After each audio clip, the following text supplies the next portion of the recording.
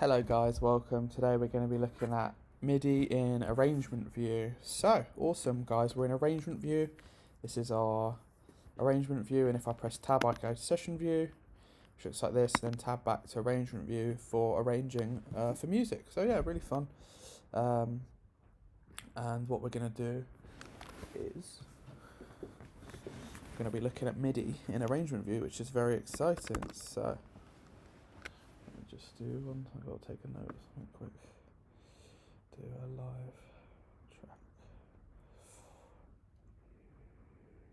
Okay, perfect.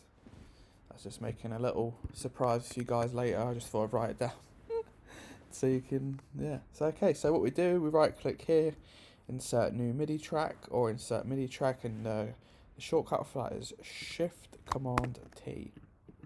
And then we get our new MIDI track like so, which is great.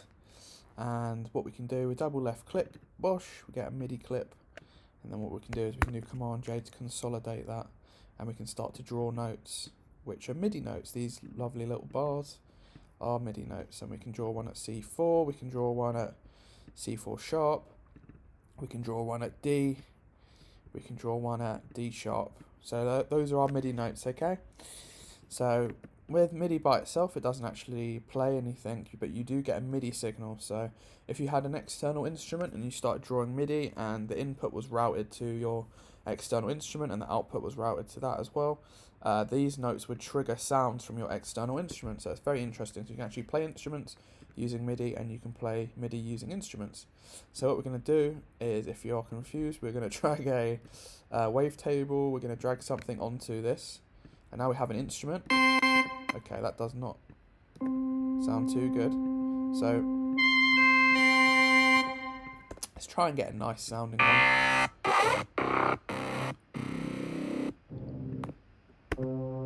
Okay, that's a bit nicer, kind of cinematic slightly. So we've got our notes, and this is MIDI in arrangement view. This is what it looks like. Now there's a few tips I can give you guys. So when you've got MIDI notes, what you can do is you can extend out into chords, which is super cool. It's music theory, so it kind of gives some guys a headache.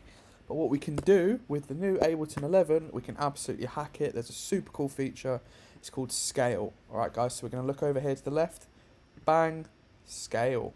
Wow. Okay, cool. So now what we can do is we can select the scale that we want the song to be played in.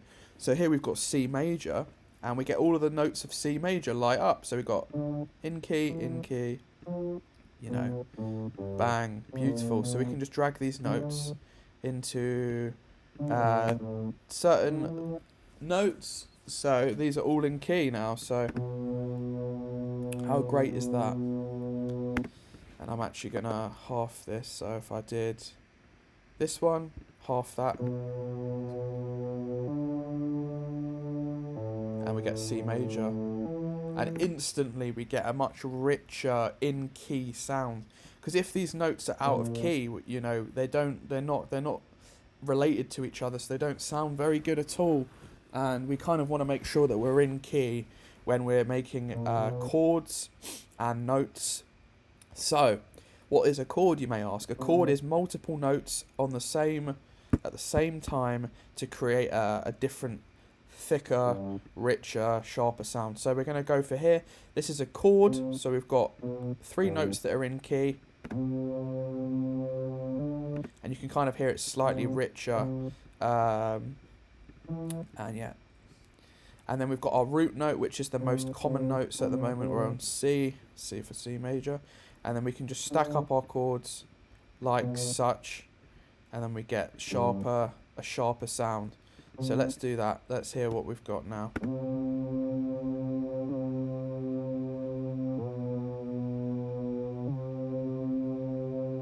So it's a lot more epic. It's a lot more. It's got a lot more pop music application when we draw these chords, and we can, you know, if we press shift and up, we can take that up an octave, or we can go shift down an octave, and we can kind of mess with these chords a little bit.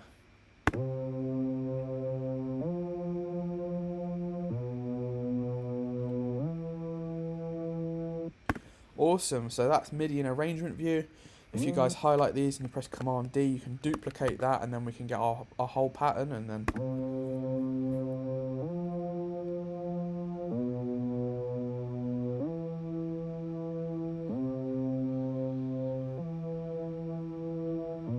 awesome. And you guys can experiment with that. And if we go back to the scale function, we can actually choose the note that we want. So we can have it in D, we can have it in E, we can have it in F, we can have it in G, and we can have major, minor, Dorian.